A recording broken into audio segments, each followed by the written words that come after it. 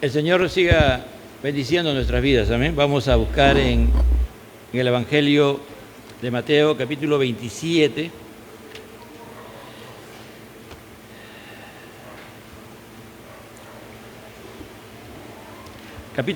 Mateo, capítulo 27, versículo 31. Padre, tú eres Dios, delante de ti estamos en tu Hijo Jesucristo y en el poder de tu Espíritu Santo, para que tú que eres Dios nos hables por medio de tu santa y bendita palabra. Habla nuestras vidas y la unción de tu Espíritu nos haga entender esta palabra, Señor. Di así la palabra del Señor en el nombre del Padre, del Hijo y del Espíritu Santo. Después de haberlo escarnecido, le quitaron el manto, le pusieron sus vestidos y le llevaron para crucificarle. Cuando salían, hallaron a un hombre de Cirene que se llamaba Simón. A este obligaron a que llevase la cruz. Y cuando llegaron a un lugar llamado Gólgota, que significa lugar de la calavera, le dieron a beber vinagre mezclado con hiel. Pues después de haberlo probado, no quiso beberlo. Cuando lo hubieron crucificado, repartieron entre sí sus vestidos, echando suertes para que se cumpliese todo lo dicho por el profeta. Partieron entre sí mis vestidos y sobre mi ropa echaron suertes. Sentados le guardaban allí y pusieron sobre su cabeza su causa escrita: este es Jesús, Rey de los judíos. Entonces crucificaron con él a dos ladrones, uno a la derecha y otro a la izquierda, y los que pasaban le injuriaban meneando la cabeza, diciendo: tú que derribas el templo en 3 días, lo reedificas, sálvate a ti mismo. Si eres hijo de Dios, desciende de la cruz. De esta misma manera, también los principales sacerdotes, escarneciéndole con los escribas y los fariseos y los ancianos, decían: a otro salvó, a sí mismo no se puede salvar. Si es el Rey de Israel, descienda ahora de la cruz y creeremos en él. Confío en Dios, líbrele ahora si le quiere, porque ha dicho: soy hijo de Dios. Tomen asiento, amado hermano.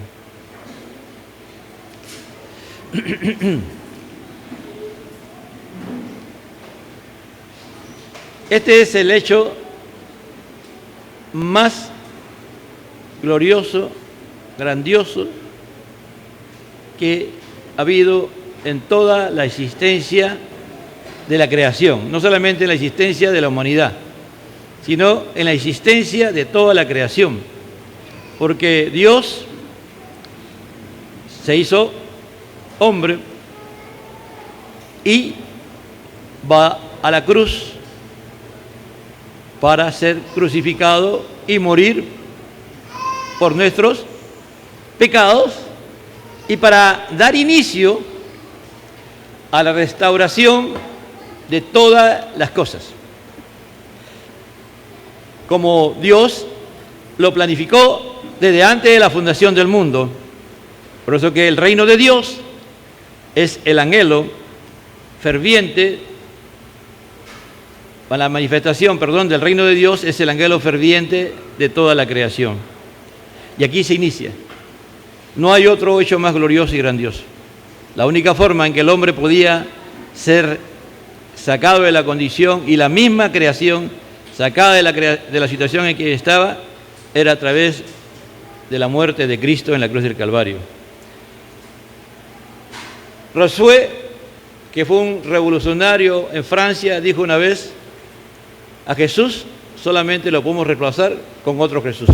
Es decir, haga lo que haga el hombre, no puede anular la vida de Jesús, la manifestación de Jesús en la tierra. No puede, hermano. ¿Qué no han hecho los hombres para desaparecer la palabra de Dios, la Biblia? ¿Qué no han hecho los hombres para que de una u otra manera el hombre sepa que un día hubo alguien que era Dios, se hizo hombre y murió en la cruz por nuestros pecadores? Usted vea la historia de la humanidad y va a ver qué no han hecho los hombres, pero cada vez ese nombre es sobre todo nombre. El día de hoy estamos comenzando a ver la manifestación de una subcultura, porque ya no creo que es cultura la que hay, una subcultura que quiere nuevamente destruir el nombre de Dios, desaparecer el nombre de Jesús, y hace lo imposible. Y lo seguirá haciendo, pero veremos, si es que estamos en la tierra todavía, a dónde va todas esas personas que se rebelan contra Dios. Dice, después de haberlo escarnecido, le quitaron el manto y le pusieron sus vestidos y le llevaron para crucificarle. Ya hemos hablado bastante de la flagelación de Jesús. Ahora va a comenzar el proceso de la crucifixión, ¿no? Y ya explicamos también el versículo 31 la semana pasada. Y cuando salían, dice, hallaron a un hombre de Cirene que se llamaba Simón. Era un hombre de color, era de Siria. El pueblo de Israel son 12 tribus, y de las 12 tribus, 10 fueron esparcidas por el mundo cuando Asiria tomó el control de Israel. Y por orden de Dios, en su conciencia, arrancaron a todos los israelitas. No quedó ninguno en la tierra en el norte. Pero este era un israelita descendiente, y como todo judío o todo israelita sabía que tenía que llegar en la Pascua a Jerusalén por lo menos una vez en su vida, y algunos lo hacían, los que estaban cerca, y trataban de llegar todos los años, ¿no?, que podían. Y Siria realmente está al norte de África y está cerca a Judá. Y este hombre, como se llenaba Jerusalén de gente, entonces la gente iba a pernoctar o a dormir fuera de Jerusalén. Allá están los campos, donde podían. Y él venía del campo, del campo a la ciudad, ¿no? Y Jesús iba caminando hacia la cruz, ¿no?, junto con 3 malhechores. Cada persona que iba a ser crucificado, y lo seguían 4, lo cuidaban 4 soldados. Entonces, habían por cada persona que iba a ser crucificado 4. Y había un centurión que era el que tenía el control de todo ello. El solo hecho de poner en Jesús ya el vestido nuevamente, eso le causaba dolor a Jesús. Jesús estaba agotado, estaba cansado, muy cansado, con una fiebre alta. Imagínense usted, ¿no?, todo lo que ha pasado, y él tiene que cargar un madero. Ahí hay una discusión, algunos dicen que era un madero, otros dicen que era la cruz. Al final no se ponen de acuerdo. Pero me parece que no era una cruz, sino un madero. Porque para poder crucificar a una persona, el palo vertical tenía que ser, o el madero tenía que ser algo muy fuerte, ¿no? Y ya los romanos eran especialistas, ya se habían vuelto especialistas en crucificar. La crucifixión era un sistema que se creó en base a un dios que es Armuz, y decían de que él era el dios de la tierra y que no era posible que en la tierra se matara a alguien, tenía que ser colgado. Entonces, por eso inventaron la cruz, ¿no? Y de los cuales los griegos, los sirios, pero los que se especializaron en crucificar fueron los romanos. Se calcula que los romanos crucificaron, ahorita exactamente me he olvidado, 6.000, creo, 6.000 hasta el momento en que Jesús está siendo crucificado. Hubo una rebelión y que crucificaron cientos, ¿no? Entonces, al llevar esa cruz, Jesús lo llevaba sobre su hombro, ese hombro que estaba herido. Y lo que se dice es que de un momento a otro se cayó. Y de acuerdo a la norma romana, los romanos podían exigir a cualquier persona que no sea romano que llevara una carga. Y en ese momento, a la hora que Jesús se cae, pasa Simón de Cirene y le dice al soldado que lo cargue. ¿Cuál habrá sido su sentimiento? No sabemos, la Biblia no lo dice. Pero sí sabemos que como consecuencia de este evento, este hombre más adelante se va a convertir, ¿no? Porque en Marcos 15, 21, habla Juan Marcos, que es el autor y que parece que conocía a Simón, habla de los hijos de él. Dice en el 15, y obligaron a uno que pasaba, Simón de Cirene, padre de Alejandro y de Rufo, que venían del campo, a que llevase la cruz. Es decir, este acto de que él tuvo este privilegio, de repente no lo vio así, permitió muy probablemente que él ese día, en el día de Pentecostés o más adelante, él se convirtiera en un hijo de Dios, en un cristiano. También Pablo, cuando se despide de Roma, de la iglesia, de Roma, habla de la madre de estos jóvenes, ¿no? De Rufo y Alejandro. Y Pablo lo consideraba como una madre, ¿no? La saluda como una madre, ¿no? Entonces, la conversión de Cirene fue toda su familia. Entonces, aquí a veces van a pasar situaciones en la vida que por causa de Dios, por providencia de Dios, tú vas a tener que hacer algo. Y no entiendes realmente lo que está pasando, el momento en que está pasando, en ese instante. Pero cuando pase el tiempo, Dios va a obrar en tu vida y vas a entender que fue un designio de Dios, que tú fueras parte de lo que aconteció en ese momento y va a marcar tu vida. Nada de las cosas que nos pasen, amado hermano, si somos hijos de Dios, esto que quede claro, ¿no? No nos pasan por casualidad. A veces hasta situaciones dentro de la iglesia, con creyentes, con cualquier situación, con los pastores, a veces pareciera que eso nos está haciendo algo, pero Dios obra para bien a los que aman a Dios, ¿no? Nada de lo que te acontece, si tú eres un verdadero cristiano convertido, transformado por Dios, nada de lo que te acontece está fuera de la voluntad de Dios, está a veces para Dios hacer propósitos en tu vida, ¿no? Entonces, se calcula que este madero pesaba entre 60 a 100 kilos, ¿no? No era cualquier madero. Un hombre totalmente herido, un hombre que se iba desangrando, un hombre, si así nomás tenemos sed en estos días, yo veo a mi nieta y cada rato, como, dice, a la media hora dice, agua, ya aprendió a hablar y dice, agua, cada rato está pidiendo agua, entonces, le damos agua, ya se calma, y después a otra vez, más adelante, agua. Y ella no está. ¿Te imaginas la situación en que está este hombre? La tensión, ha sido tentado. Jesús ha sido tentado muchas veces, hermano. En este proceso de la flagelación, aún del juicio que a Jesús le hace, Jesús es tentado permanentemente para que Él hable, para que Él diga, y Él no lo hace. Entonces, cuando tú eres tentado, hay un estrés, una presión, ¿me entiende? Grandísima. Pero Él está dependiendo del Espíritu Santo, pero de todas maneras, Él está luchando. Hay varias cosas, hermano, que ya ustedes, si se ponen a orar y a leer esta parte y a escudriñar la Biblia, yo sé que Dios le va a hablar. No voy a ahondar en algo que cada uno personalmente tiene que hacer. De qué manera Dios te va a hablar a tu vida.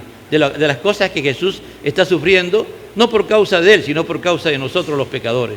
Entonces ahí es donde el Espíritu Santo, de una u otra manera, nos tiene que hablar. Dice, y cuando llegaron a un lugar llamado Gólgota, que significa lugar de la calavera. En el año 1870 y tanto, hubo un general que se llamaba Gordon. Era un cristiano, y él llegó a Jerusalén y se puso a buscar en todo lugar dónde estaba el Gólgota. Y encontró algo así pequeño, ¿no? Como un cerrito pequeño, y comenzó a mirar atentamente, y vio que tenía la forma de una calavera, hermano, ¿no? Y era así, como un cráneo. Y él dijo, este fue el lugar donde Jesús lo crucificaron. Y la mayoría creen que ese lugar está bien cerquita, cerquita nomás de Jerusalén, 800 metros de la ciudad, de los muros que eran de ahí, 800 metros. Por eso cuando usted mira, ¿no? Y va mirando ya las horas, Pues sí, pero si Jesús a las 12 del día, Pilato está diciendo que ya que lo crucifiquen, y estamos hablando de que Jesús es crucificado y a las 3 Jesús muere. Entonces, en realidad, el trecho de que caminó Jesús no fue muy grande, no fue muy largo, ¿me entiende? Como muchas veces creemos, ¿no?, que Jesús caminó kilómetros y después subió una montaña, ¿no? A veces exageramos, ¿no? Entonces, no, fue algo rápido. Por eso que rápidamente llega a ese lugar, lo tiran al piso y ahí lo crucifican, ¿no? Como decía el otro día, la única parte que no le habían dañado a Jesús eran las manos y los pies.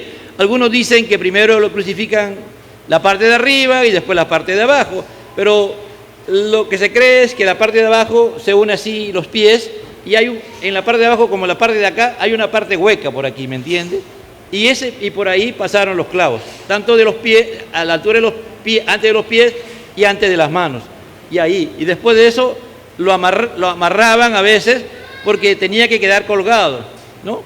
Entonces el madero era así, y había un madero que podía ser en forma de T, pero la otra era en forma de cruz, porque arriba van a poner después el nombre, la causa, por qué razón lo están crucificando. Aunque cuando él iba en el desfile que había, ¿no?, en el desfile que había, porque había un desfile, lamentablemente, habían judíos, que el judío es muy apasionado, hermano. El judío es recontra apasionado, así como si usted ve a los caribeños, que son bien efusivos, así es el judío, y aún hasta más todavía. ¿Te imaginas cómo iban gritando y diciendo, sí, crucifico a este hombre, es un blasfemo, y cuantas cosas más, gritando ahí? Los judíos también hablaban en latín, ¿no? Los romanos, los soldados ahí duros, debía haber una buena cantidad de soldados cuidando también, porque Pilato estaba asustado, porque Pilato estaba temblando de miedo, hermano. Pilato le temía miedo más a los judíos que a Dios, ¿no? Entonces él estaba, porque él quería que Jesús fuera crucificado. Y había un grupo de mujeres que lloraban. Como siempre, las mujeres son efusivas, ¿no? Hoy día pueden estar llorando y mañana pueden estar diciendo crucifícalo, ¿no? Pero en este caso, un grupo de mujeres, en Lucas 23, 26, llevándolo, tomaron a cierto Simón Cirene que venía del campo y le pusieron encima la cruz para que la llevase tras Jesús. Y le seguía gran multitud del pueblo y de mujeres que lloraban y hacían lamentación por él. Pero Jesús, vuelto hacia ellas, le dijo, hija de Jerusalén, no lloréis por mí, sino llorad por vosotros mismas y por vuestros hijos. Mire la sentencia que da Jesús. Porque aquí vendrán días en que dirán, bienaventuradas las estériles y los vientres que no concibieron y los pechos que no criaron.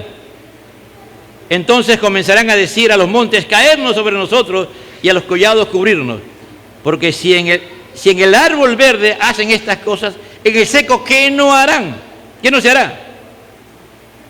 ¿No? Aquí Jesús dice una profecía que va a costar mucho. No voy a desglosar los versículos, pero sí al 31 dice, porque si en el árbol verde hacen estas cosas, en el seco no se hará. ¿Qué no se hará? Es decir, él era el árbol verde. Él era el árbol verde que estaban sentenciando a alguien inocente. Alguien que se había demostrado que era inocente, que no tenía ninguna culpa. ¿Me entiende? En Jesús no había ninguna culpa. Y lo estaban crucificando de esa manera. ¿Cuánto más? Y Jesús dice, aquellos que sí son culpables, como diciendo, no lloren por mí, lloren por sus hijos, lloren por su descendencia. Y Jesús está profetizando porque en el año 70, como ya hemos dicho varias veces, el general Tito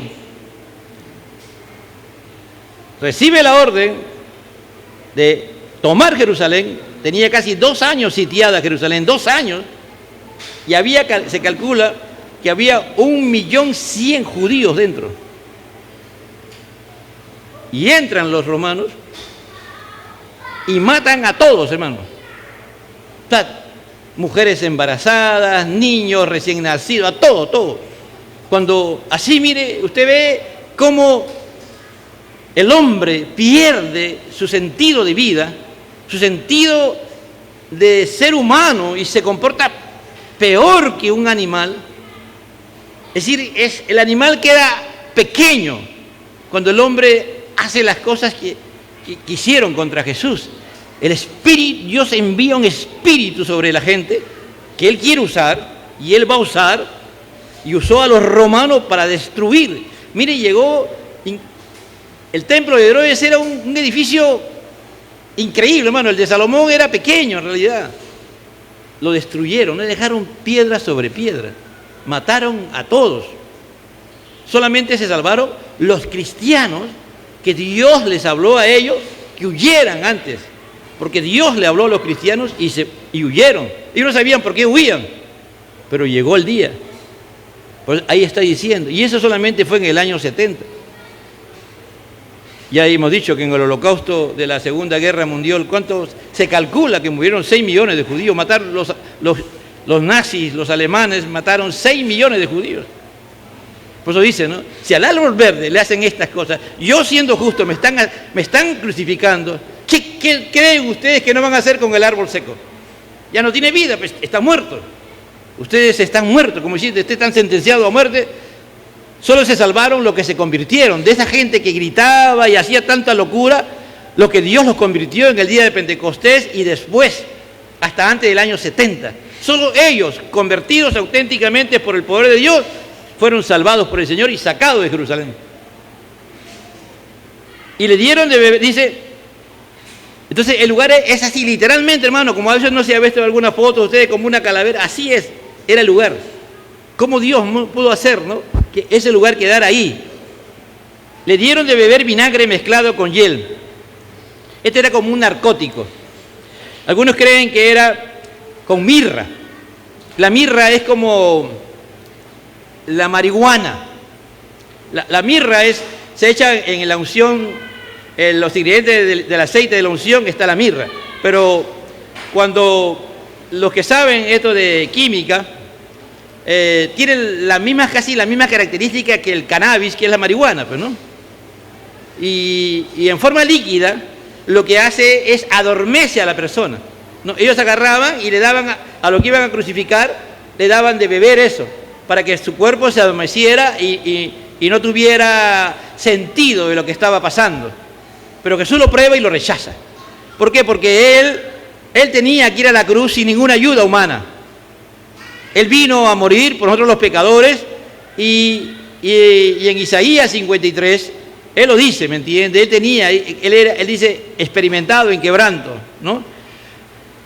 Entonces, en estos días de Semana Santa le recomiendo que, así como se ha leído el Salmo 22, porque en el Salmo 22 se describe gran parte de la crucifixión de Jesús, y en Isaías 53. Isaías 53, Isaías no estuvo físicamente en la crucifixión de Jesús, pero sí estuvo espiritualmente. Sí estuvo espiritualmente. Es decir, la presencia de... Una de las cosas que me fascina de Isaías, y yo recomiendo a aquellos que cuando puedan y el Espíritu de Dios lo dirija, Isaías siempre habla en tiempo pasado. Isaías casi su profecía no lo da en tiempo futuro. La profecía de Isaías la da en tiempo pasado.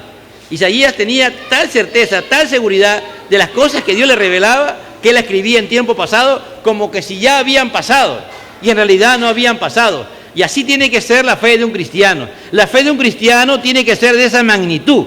Creer que las cosas que aún no vemos ya pasaron delante de Dios y que se harán realidad en cualquier momento.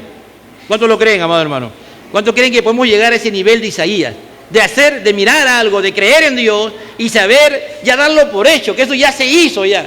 Aunque no, y todavía, mire cuántos años faltaban, 800 años prácticamente. Por eso que a Isaías lo combaten tanto, ¿no? De que no es un libro que fue escrito después, dice, la crucifixión de Jesús, dicen algunos. Pero después de haberlo probado, no quiso beberlo. Cuando llega la hora de la prueba para cada uno de nosotros, amado hermano, cuando llega el momento de tribulación, Dios va a permitir, y Dios lo va a hacer en su providencia, nuevamente hablo de la providencia, de que tú no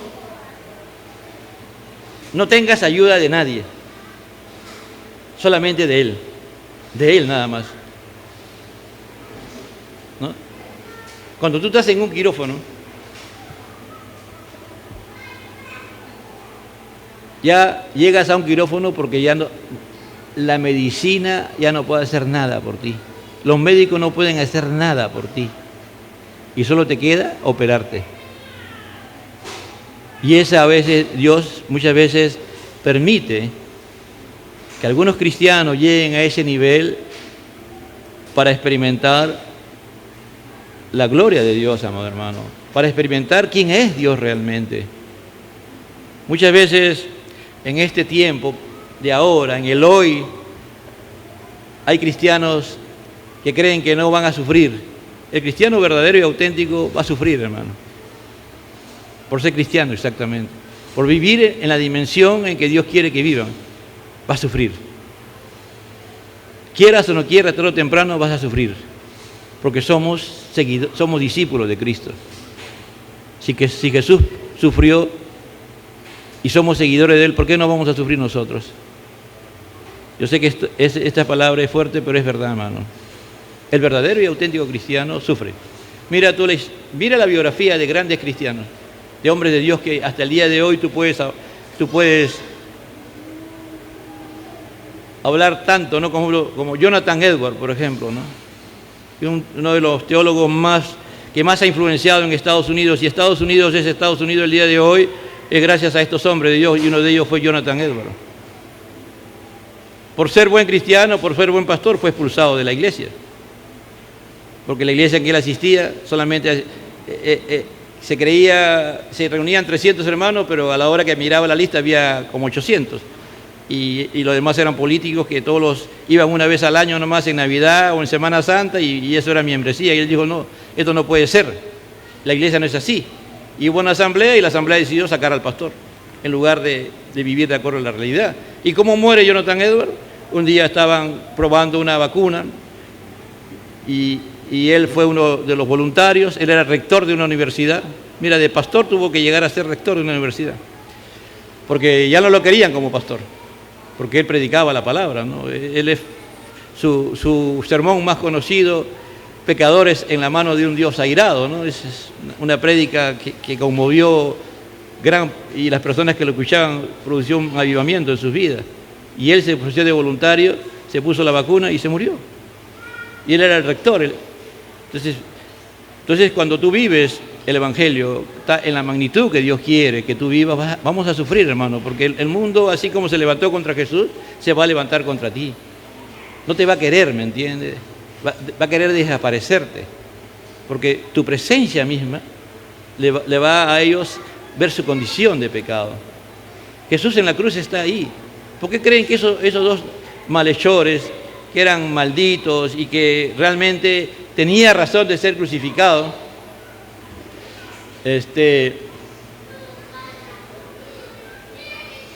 ¿por qué estaban ahí? ¿Por qué lo insultaban a Jesús? ¿Por qué comenzaron a decir cosas feas contra Jesús? Porque tú sabes cómo habla un delincuente, ¿no? Porque la presencia de Jesús, la santidad de Él era tan poderosa que ellos sabían que estaban mal. Pero también habían escuchado que que solamente eran crucificados los malditos, que era un blasfemo, que algo había hecho, ¿me entiendes? Entonces, cuando tú, que eres cristiano y vives de acuerdo a Dios, un día haces algo que es contra Dios, ¿quiénes son los primeros que te atacan? ¿Quiénes son los primeros que vienen contra ti y te dicen en tu cara las cosas que tú has hecho? Las personas que andan mal, pues. Los pecadores. Los que viven en el pecado son los primeros que se atreven a decir y venir y te insultan, ¿me entiendes? Eso pasó con ellos. ¿Me entiendes?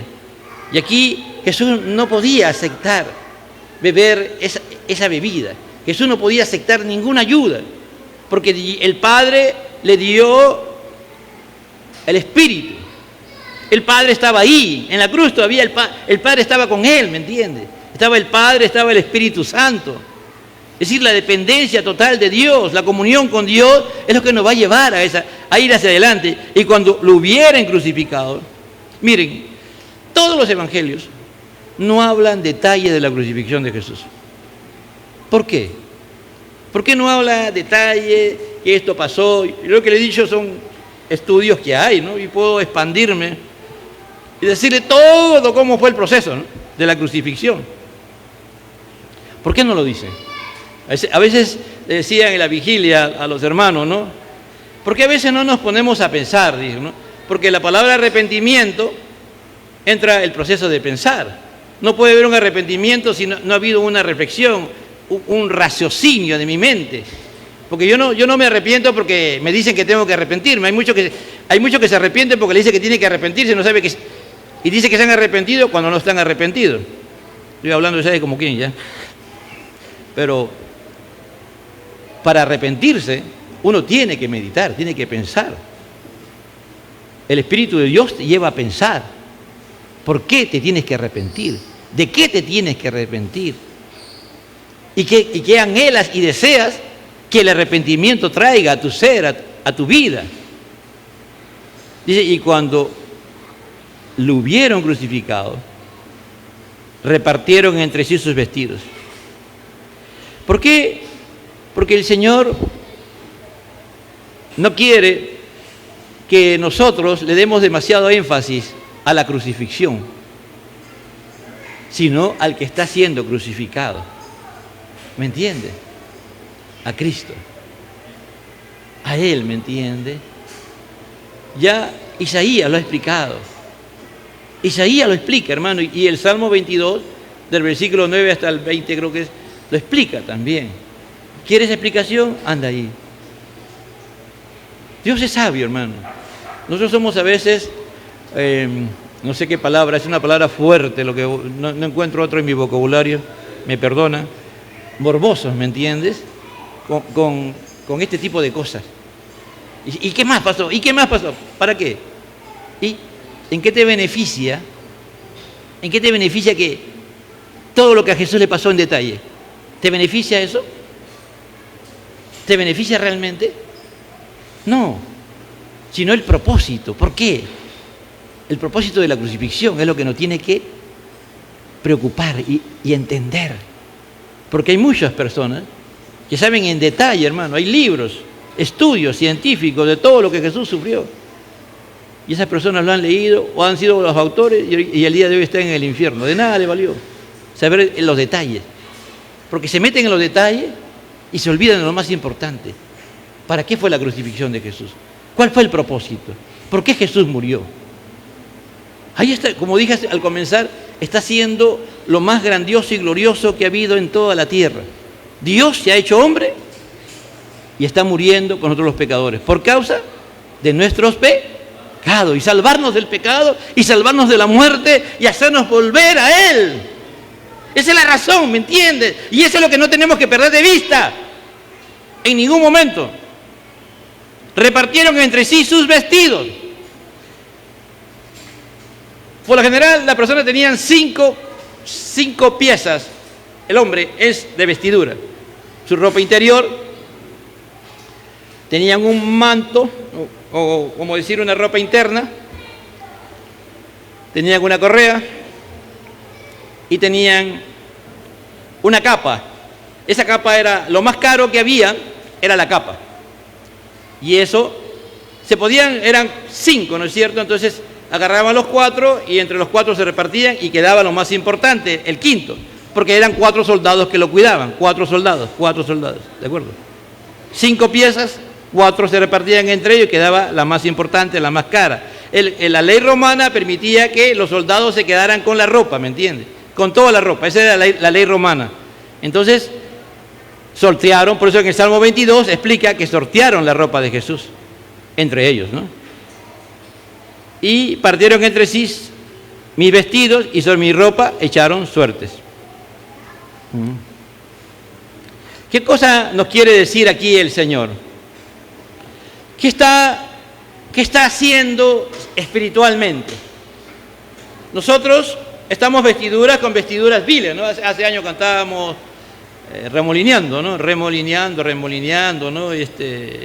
¿no? Y algo de la ropa, y teníamos vestiduras viles y el Señor nos ha cambiado por vestidura nueva, la vestidura de Él. La ropa esto simboliza nuestra naturaleza pecadora, ¿no es cierto? La ropa que tenía Jesús Él lleva simbólicamente los pecados de nosotros. Nosotros estamos vestidos con ropas viles de pecado, ¿no? Pero el Señor cuando él está vestido con su ropa, toda su ropa es simbólicamente, no hay pecado en él, por lo tanto todo lo que él tiene no tiene ninguna falta. Y simbólicamente simboliza que Jesús está muriendo en la cruz del Calvario para hacernos nueva criatura, ¿no es cierto? Es decir, cada ropa que ellos recibían, los soldados romanos, y aún la última que se sorteaba, era el simbolismo de que Jesús moría para que tú y yo pudiéramos tener nueva vestidura, la vestidura que el Señor nos estaba dando, porque ¿de quién eran las ropas?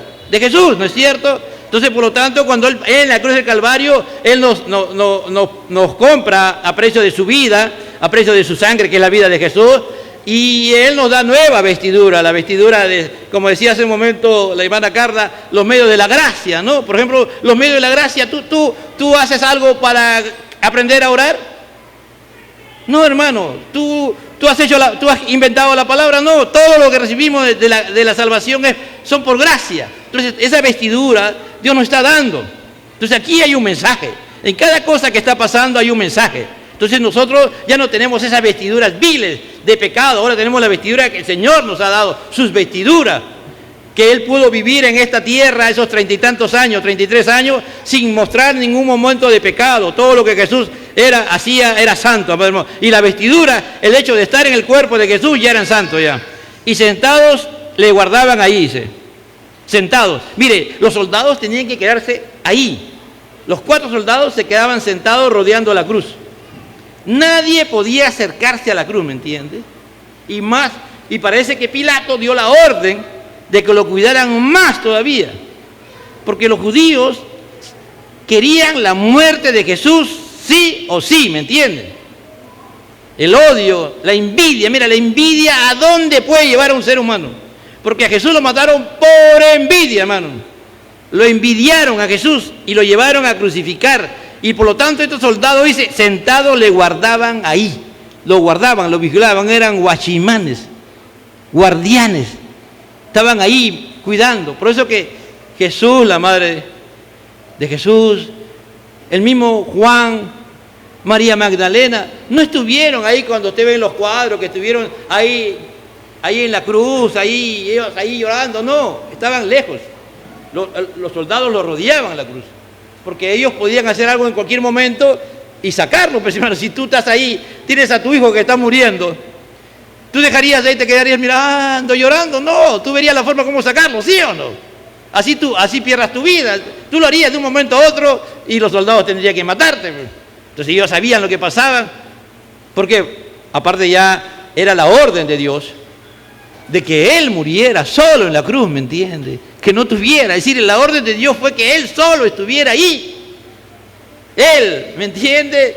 Para demostrarnos que la salvación es totalmente obra de Dios, que no ha intervenido nada humano para que nosotros podamos ser salvos. Mira, hasta en esos detalles Dios está teniendo el cuidado. Claro, orden de Pilato, no dejen que nadie se acerque, puede ser que se escape de ahí, ¿no? Cualquier cosa, pero es Dios mostrándonos que la salvación es autoría totalmente de Dios. No hay intervención humana en ningún instante en la salvación, amado hermano.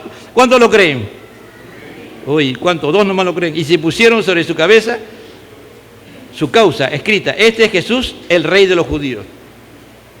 Los judíos, los principales, los sacerdotes, el Sanedrín, todos querían que dijera: dice que es el Rey de los judíos. Pero Pilatos, había dicho: lo que escrito está, escrito está.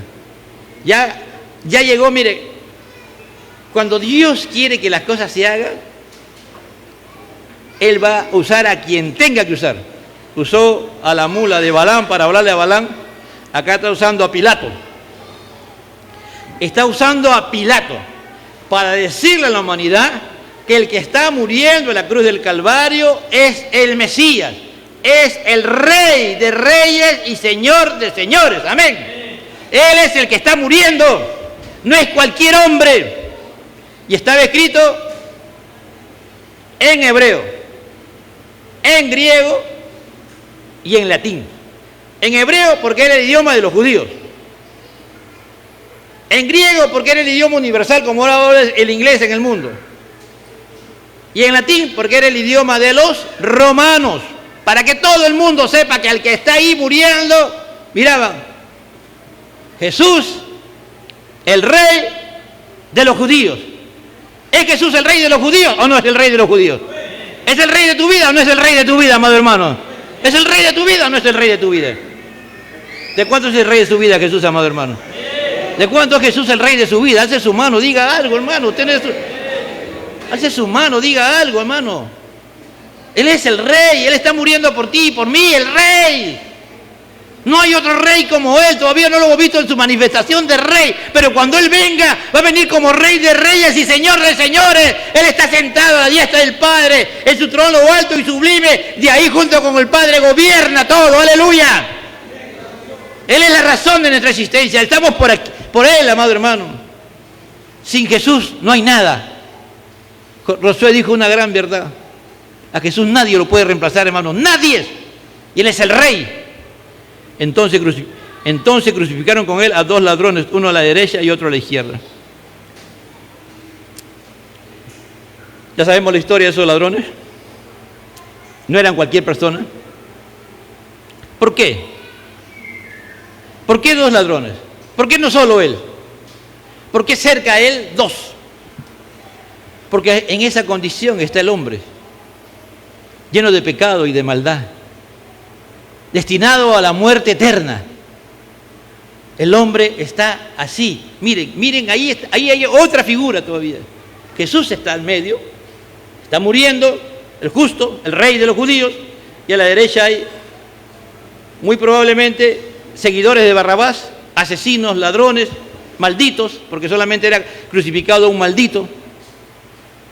Y así estamos delante de Dios. Todos los seres humanos sin Cristo.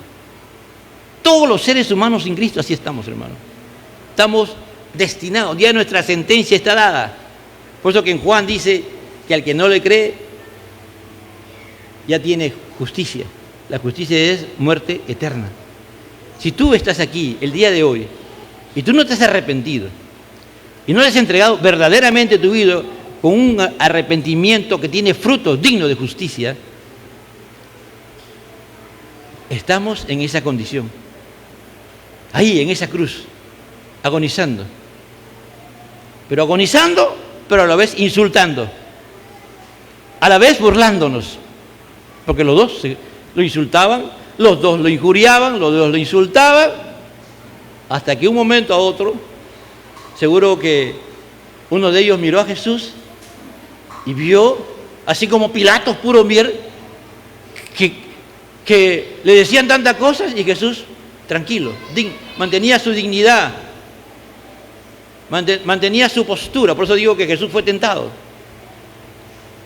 Y eso le asombró a Pilato. Y yo creo que también lo asombró lo mismo a uno de esos malhechores. Oye, ¿qué pasa? Mano, a veces a mí o a ti viene alguien y dice cosas de ti. ¿Qué hacemos nosotros? ¿Nos quedamos tranquilitos? Son pocos, hermanos, los que nos quedamos quietos y nos quedamos así como Jesús enmudecidos. La mayoría nos defendemos, ¿no? Y está bien en el nombre de Jesús. Y hasta podemos sentenciar. ¿No? Así, bueno, no sé si, pero son poquísimos los hermanos que son humildes. Que alguien viene y le puede decir hasta mentira lo que están diciendo. ¿Y tú qué vas a hacer? Defenderte, pues. Y si tienes autoridad, vas a sentenciar. Y uno de ellos va a cambiar de actitud. Entonces, como digo, ahí está la humanidad representada en estos dos malhechores. Pero esa humanidad, así mire, hasta en el último instante de su vida, o esta su cultura, que digo que ya no creo que es cultura la que hay el día de hoy occidental, tiene la oportunidad de arrepentirse, hermano, hasta su último instante de su vida, a punto de morir. Todas las personas que no tienen a Cristo están al borderline del infierno, hermanos. Todas las personas, te imaginas, van marchando, todas las personas que no tienen a Cristo están, haz de cuenta que aquí están, todos van aquí en fila, uno tras otro. Alguien muere y ya sabe dónde vaya, al infierno. Si no te arrepientes, hermano, aquí estás tú. Y si te toca morir físicamente, ya sabes a dónde te vas, al infierno. Pero ahí, mire, ahí en ese borderline estaba la cruz. Aquí estaba la cruz de Cristo. Aquí estaba la cruz y aquí había la humanidad alrededor de Jesús. Y uno de ellos se arrepiente. Y el Señor le dice, hoy estarás conmigo en el paraíso. Hasta ahí está el Señor predicando el mensaje, hermano. Hasta ese momento Él está predicando. Iglesia, ¿damos frutos dignos de arrepentimiento realmente? ¿Estamos sirviendo? ¿Estamos amando al prójimo? ¿Tenemos necesidad de amar a Dios? ¿De buscar de Dios? ¿Qué hemos hecho durante esta semana? ¿Qué algo de Dios has hecho? ¿Has realmente buscado el rostro de Dios y su justicia? No te digo no te digo que hayas venido a la vigilia, hermano, porque que tú vengas o no vengas a la vigilia no es una demostración de que tú estás bien con Dios. ¿Qué has hecho lo que realmente Dios quiere? ¿O estamos como esos dos malhechores? No dando testimonio de Dios, sino lo contrario, dando testimonio de que somos de las tinieblas. ¿Hace cuánto tiempo nos sirve? Tienes un llamado, tienes un ministerio, los estás poniendo en acción, estás sirviendo, estás dando testimonio de que eres hijo de Dios, o estamos como estos malhechores, cargando nuestro madero para la cruz de nuestra muerte eterna. Y los que pasaban le injuriaban, meneando la cabeza, diciendo, tú que derribas el templo y en 3 días lo reedificas, sálvate a ti mismo, si eres hijo de Dios, desciende de la cruz. Mira cómo la gente pasaba. Había mucha gente en Jerusalén. No sabemos si eran que esos, algunos de los que estuvieron cuando entró él a Jerusalén, Hosana, bendito el que viene en el nombre del Señor. No sabemos si fue alguno de aquellos que Jesús alguna vez hizo una obra, pero sí sabemos que habían oído el mensaje de Jesús. El mensaje de Jesús se escuchó y se oyó todo lo que a Jerusalén llegaban de una u otra manera, en cualquier momento, en cualquier diálogo o conversación, se hablaba de Jesús, hermano. De Jesús no se dejó de hablar. Jesús era Dios. Jesús era la palabra encarnada, la palabra viva. Pero cuando estas personas pasaban, lo único que hacían era insultarle, era decirle maldiciones, improperios, palabras soeces, palabras fuertes, y meneaban la cabeza. Y aún decían, tú que dijiste que ibas a derribar el templo y en 3 días lo ibas a reedificar, sálvate a ti mismo, pues. ¿Cómo es que Él va a salvar? ¿Quién dice que eres el Salvador del mundo? Si ahí está muriendo en la cruz del Calvario. Si el Mesías que nosotros estamos esperando no es así, el ungido de Jehová no va a ser así. Él va a venir a vencer. Él va a derrotar al imperio romano y va a establecer que el pueblo judío va a ser el pueblo más poderoso de la tierra. Nadie lo va a vencer. ¿Cómo ustedes pueden creer? Miren cómo está. Mira su condición de cómo está este hombre. ¿Cómo estaba ahí Jesús, hermano? Ya hemos visto la flagelación. ¿Qué veían ahí? ¿A un rey? Del punto de vista humano no era un rey. Pues sí, sálvate a ti mismo. Tú no salvas a nadie. Como a veces pasa con algunos creyentes que tienen sus crisis profundas y creen que Dios es su sirviente. No su siervo, sino su sirviente. Y cuando tienen problemas, lo buscan a su sirviente llamado Jesús para que le solucione sus problemas. Su sirviente le soluciona sus problemas y viven una doble vida, una vida de hipocresía, una vida de maldición. Porque cuando tú vives doble vida, lo que acarreas a tu vida es maldición y también maldición a las personas que tú le dices que hablas de Dios. Porque ¿qué mensaje le das? Un día te ven bien y otro día te ven haciendo lo malo. Un día te ven alabando a Dios y otro día te ven pecando. ¿Qué mensaje le das? Maldición, pues. Por eso que puede esa gente menear la cabeza. Sí, ese hermanito, mire, ese es el hermanito. Porque es que a veces la gente dice hermanito, cuando tú lo escuchas en son de burla, de escarnio. Porque doble discurso, pues hermano. Así era esta gente. Y así va a haber gente hasta el último. ¿Me entiende? De esta manera también los principales sacerdotes, y escarneciéndole con los escribas y los fariseos, y los ancianos decían, a otro salvó a sí mismo, no se puede salvar. Así es el Rey de Israel, desciende ahora de la cruz y creemos en Él. Mire, los actores intelectuales, los que llevaron a Jesús a la muerte, el Sanedrín. Aquí aparecen recién los fariseos. Miren los fariseos, lo estratégicos que fueron, ¿eh? Tú miras todo el proceso del Sanedrín, todo, y no aparecen los fariseos. Recién aparecen aquí. Ellos fueron los que llevaban la información al Sanedrín. Y en todo el proceso usted busque los 3 evangelios, o los 4 evangelios, y no va a encontrar a los fariseos. Los fariseos aparecen cuando Jesús está crucificado. ¿Para qué? Para insultarlo, para burlarse. Los autores intelectuales, los que querían lavarse la mano, querían que no figurara que Jesús era crucificado por ser un blasfemo. Porque eso decían ellos, Jesús está siendo crucificado porque es un blasfemo, se hace pasar por Dios y no es Dios. Ahí está la demostración, no es Dios. Miren, ese es Dios, no es Dios. A otro salvó a sí mismo, no se puede salvar. Si es rey de Israel, descienda ahora de la cruz y creemos en él. ¿Cuántas veces le decían, a ver, haz un milagro, y vamos a creer en ti? Y ahora está en la cruz, desciende de la cruz y vamos a creer en ti. Hermano, así Jesús si hubiese descendido de la cruz, ellos igual no iban a creer.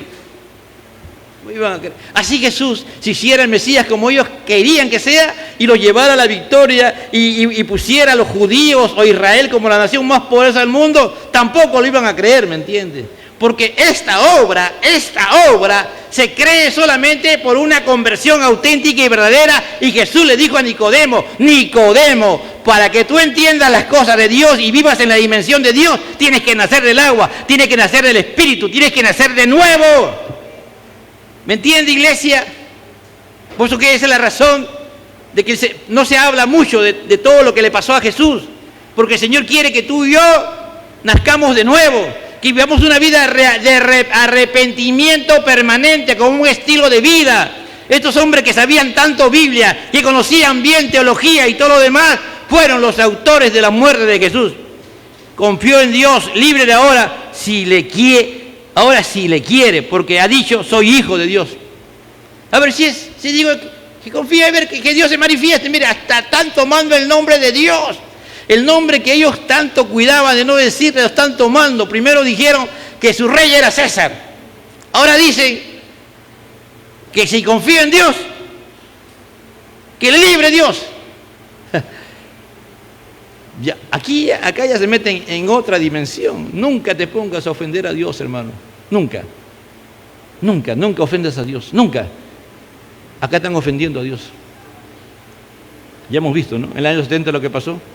Hasta el día de hoy, hermano, los judíos muchas veces son odiados. Lo mismo le injuriaban también los ladrones que estaban crucificados con él. Amada iglesia, yo sé que estamos con calor y estos días vamos a tener calor porque así Dios lo ha determinado por este tiempo. Pues nada comparable a lo que Jesús sufrió en la cruz del Calvario. Nada, hermano, nada. Esto es ni siquiera un estornudo. El calor que sentimos ni siquiera un estornudo lo que Jesús sufrió en la cruz del Calvario. Jesús sí sufrió, hermano. Su sufrimiento en su cuerpo es importante, pero su sufrimiento en el alma y en su espíritu fue lo más tremendo. Porque ahí está la batalla del ser humano.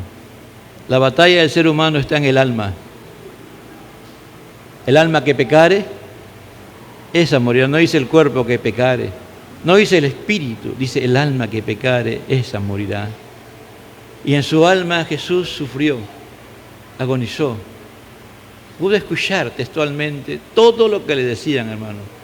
Jesús en ningún momento perdió la conciencia.